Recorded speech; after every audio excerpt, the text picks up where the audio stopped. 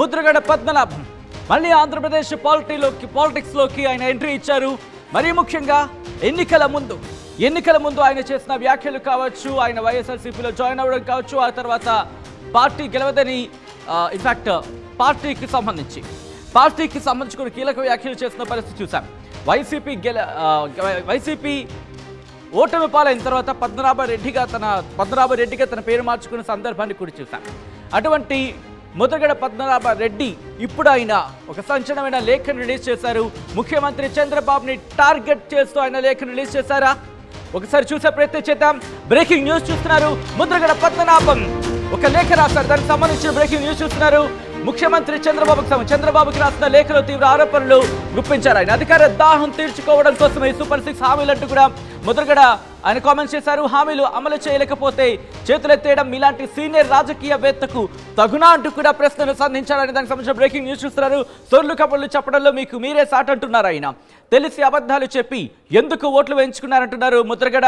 Chandrababu diverting politics చేస్తున్నారంటున్నారు. ఇంకా లెటర్లో ఏ అంశాలను ప్రస్తావించారనేది ఒకసారి డీటెయిల్గా లెటర్లో నేను మీకు చూపించే ప్రయత్నం చేశాను. ఒకసారి డీటెయిల్గా ఆ లెటర్లో ఆయన ఏం పేర్కొన్నారో చూసే ప్రయత్నం చేద్దాం. లెటర్లో ఆయన ఏ అంశాన్ని టచ్ చేశారు, ఆ లెటర్లో ఇంకా ఏమన్నారనేది ఒకసారి ప్లాస్మాలో నేను మీకు ఎక్స్ప్లెయిన్ చేసే ప్రయత్నం చేస్తాను. ఒక్కసారి హీర్ ఇట్ ఈస్.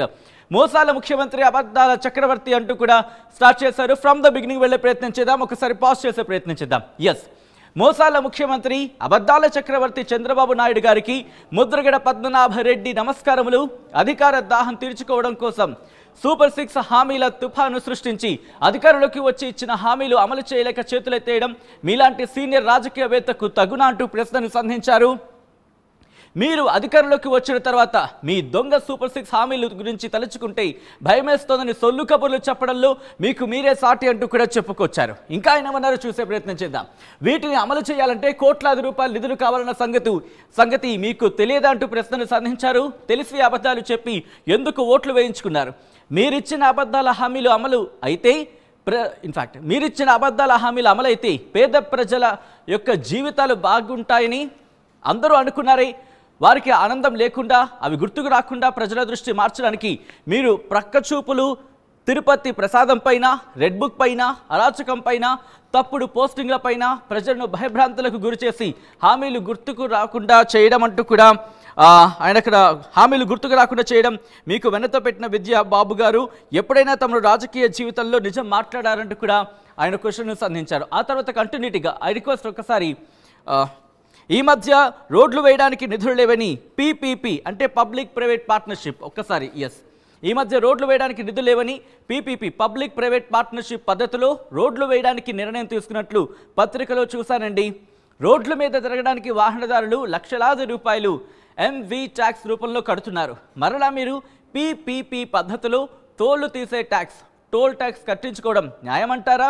బాబు గారు, ఇదే పద్ధతిలో మీ మంత్రివర్గంలో సగం మంది రాజకీయ నాయకులను, మిగిలిన సగం ప్రముఖ వ్యాపారస్తులను చేర్చుకొని జిల్లాల అభివృద్ధి వారికి అప్పచెప్పి తోలు తీసే ట్యాక్సులు లేకుండా చేస్తే మంచిది. మరియు ముఖ్యమంత్రి పీఠం కూడా పీపీపీ పద్ధతిలో చేస్తే మీ పేరు ప్రపంచవ్యాప్తంగా చెప్పుకుంటారు. అయ్యా, విశాఖ స్టీల్ ప్లాంట్ కోసం అప్పట్లో 70 మంది గౌరవ శాసనసభ్యులు రాజీనామా చేయడం, అమృతరావు గారు ఆమరణ నిరాహార దీక్ష చేయడంతో ప్రభుత్వం దిగొచ్చి ప్లాంట్ ఇవ్వడం జరిగింది. అలాగే తమ పిల్లలకు ఉద్యోగాలు వస్తాయని తమ భూములు తక్కువ ధరకు ఇవ్వడం జరిగింది. అంత కష్టపడి సాధించుకున్న స్టీల్ ప్లాంట్ ప్రైవేటు పరం చేసే ప్రయత్నం అడ్డుకోకపోవడం చాలా అన్యాయం. ఉద్యోగాల కోసం తప్పించే యువత కోసం, ప్రత్యేక హోదా కోసం ప్రయత్నం చేయకపోవడం చాలా అన్యాయం. సూపర్ 6 హామీలు స్టీల్ ప్లాంట్ ప్రైవేటు పరం అవ్వకుండా కాపాడడం, ప్రత్యేక హోదా అమలుకు కృషి చేయండి, కానీ అమాయకులను జైల్లో పెట్టి కొట్టించడం మంచిది కాదు అంటూ కూడా ముద్రగడ పద్మనాభరెడ్డి ఆయన సైన్ చేసి కొద్దిసేపటి క్రితం ఆ లెటర్ని రిలీజ్ చేశారు. ప్రస్తుతం ఆంధ్రప్రదేశ్ అసెంబ్లీ సమావేశాలు జరుగుతున్న సినారియో మనం చూసాం. సో ఈ నేపథ్యంలోని ఇటు ముద్రగడ పద్మనాభరెడ్డి రాసిన లేఖ సంచలనంగా మారింది. అప్డేట్స్ అందించేందుకు మా ప్రతినిధి ప్రకాష్ కూడా సిద్ధంగా ఉన్నారు. ప్రకాష్, ముద్రగడ పద్మనాభరెడ్డి రాసిన లేఖ ప్రస్తుతం సంచలనంగా మారిందని చెప్పుకోవాలి. ఇక్కడ ముఖ్యమంత్రిని టార్గెట్గా, దాంతోపాటు రోడ్ల అంశాన్ని టార్గెట్గా ఆయన ప్రస్తావించిన పరిస్థితి. ఆయన ఇప్పుడు నేరుగా కలిసే అవకాశం ఉందా, లేకపోతే ఆయన ఏం కోరుకుంటున్నారు డైరెక్ట్గా?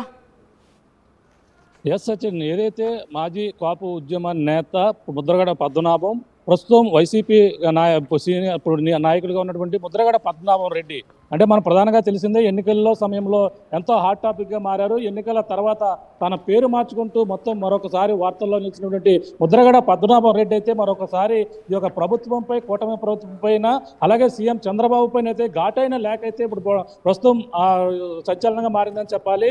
ఆ లేఖలో ప్రధానంగా తన ప్రభుత్వం ఏదైతే కూటమి ప్రభుత్వంలో హామీ ఇచ్చినటువంటి సూపర్ 6 అమలు చేయలేక చేతులెత్తేసిన చంద్రబాబు అంటూ ఘాటైన లేఖ రాసినటువంటి పరిస్థితి ఉంది. ఈ నేపథ్యంలోనే ఓ పక్కన సూపర్ 6 హామీలతో పాటు అలాగే రాష్ట్రంలో జరుగుతున్నటువంటి అభివృద్ధితో పాటు ఇలా రోడ్ల వ్యవస్థతో పాటు ఇవన్నీ కూడా ఈ నేపథ్యంలోనే లెటర్లో పొందుపరిచారు. అంతేకాకుండా ఓ పక్కన అభివృద్ధి చేయలేకపోతున్నారంటూ అలాగే ప్రజల్ని సూపర్ 6 పేరుతో మోసం చేసి ఈ విధమైనటువంటి మోసపూరిత హామీలు ఇచ్చి ఏ విధమైనటువంటి హామీ కూడా నెరవేర్చలేదంటూ ఇందులో లేఖలో కూడా పొందుపరిచినటువంటి పరిస్థితి. అంతేకాకుండా ఈ యొక్క స్టీల్ ప్లాంట్ విషయంలో కూడా మాట్లాడడం జరిగింది.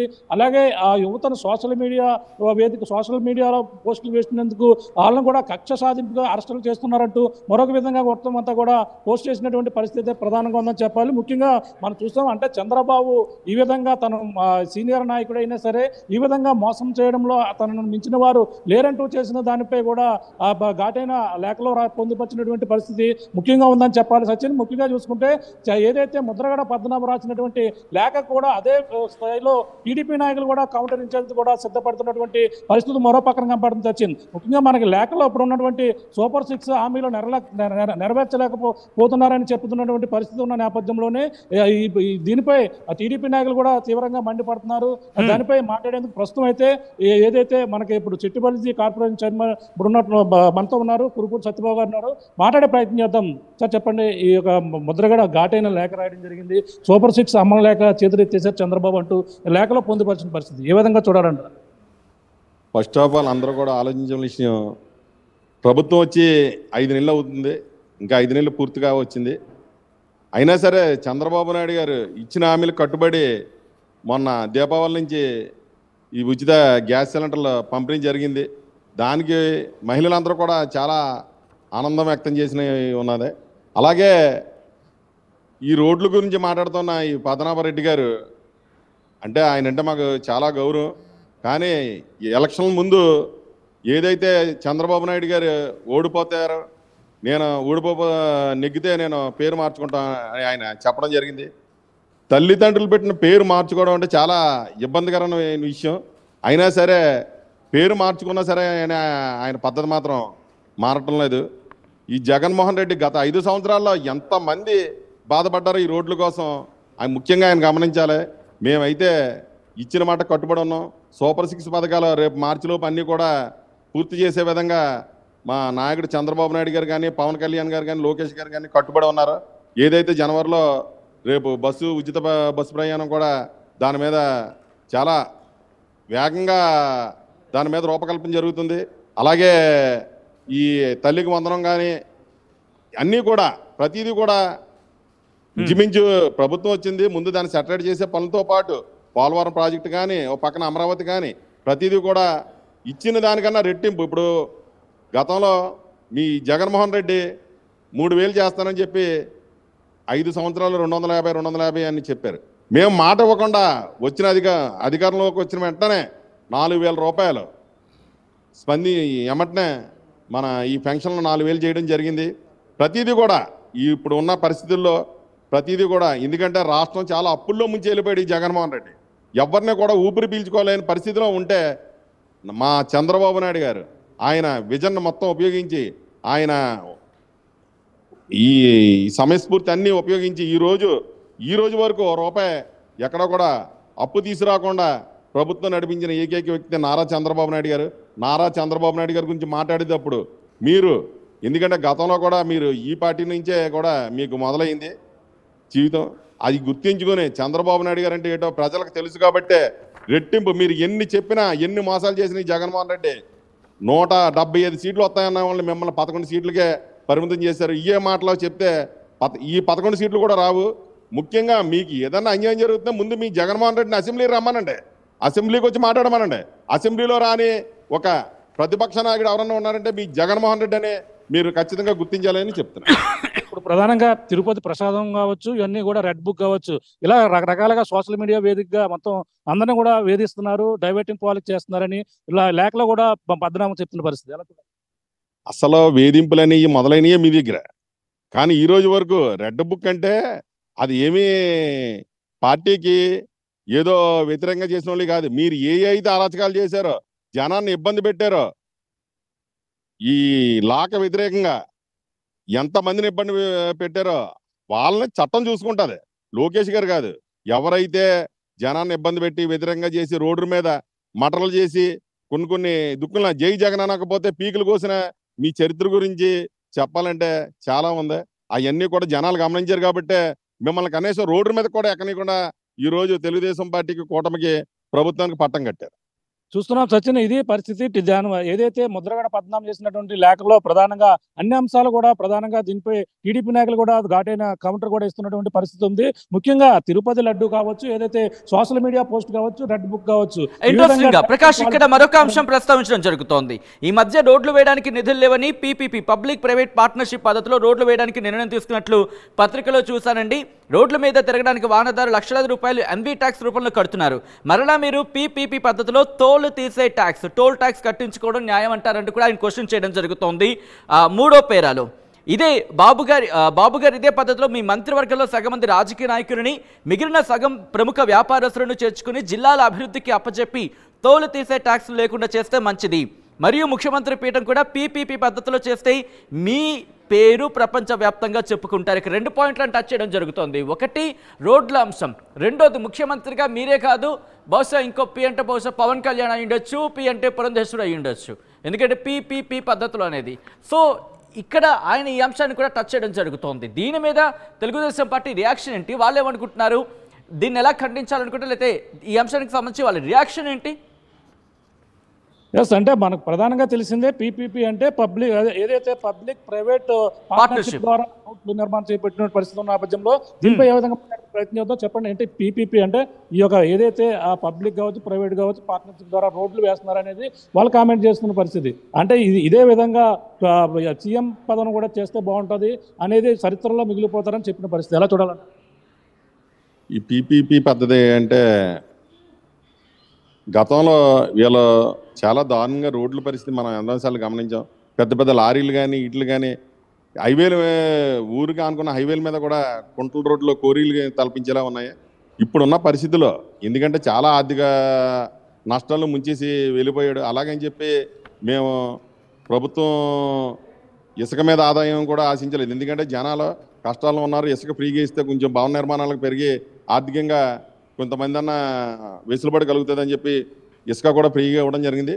ఆ విధంగా కొన్ని రోజులు తప్పని పరిస్థితుల్లో ఏమన్నా ఇంపార్టెంట్ రోడ్లు ఏమన్నా ఉంటే దానికి కొంచెం ఈ పబ్లిక్ సపోర్ట్ కూడా తీసుకుని కానీ ప్రకాష్ ఓకే, దానికి సంబంధించి ఆ చర్చ అనేది కంటిన్యూ అవుతూనే ఉంటుంది. కానీ ఒకటి అడిగే ప్రయత్నం చేయండి, ముఖ్యమంత్రి పీఠం కూడా పీపీపీ పద్ధతిలో చేస్తే మీ పేరు ప్రపంచవ్యాప్తంగా చెప్పుకుంటారనేది ఆయన ఇక్కడ ట్రిగర్ చేస్తున్న పాయింట్. పీపీపీ అంటే బహుశా పవన్ కళ్యాణ్, పురంధరేశ్వరి అని అనుకుంటున్నారా, లేకపోతే ఇంకా ఏమైనా పేర్లు అనుకుంటున్నారా?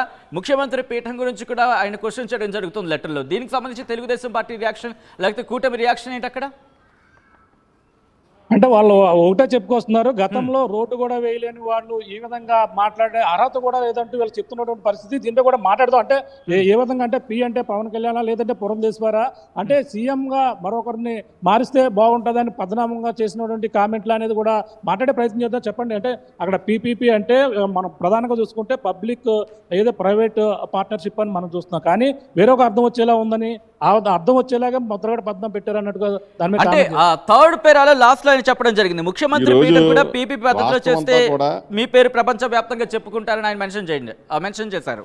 పవన్ కళ్యాణ్ గారితో సహా చంద్రబాబు నాయుడు గారి నాయకత్వం కావాలని కోరుకోవడం జరిగింది.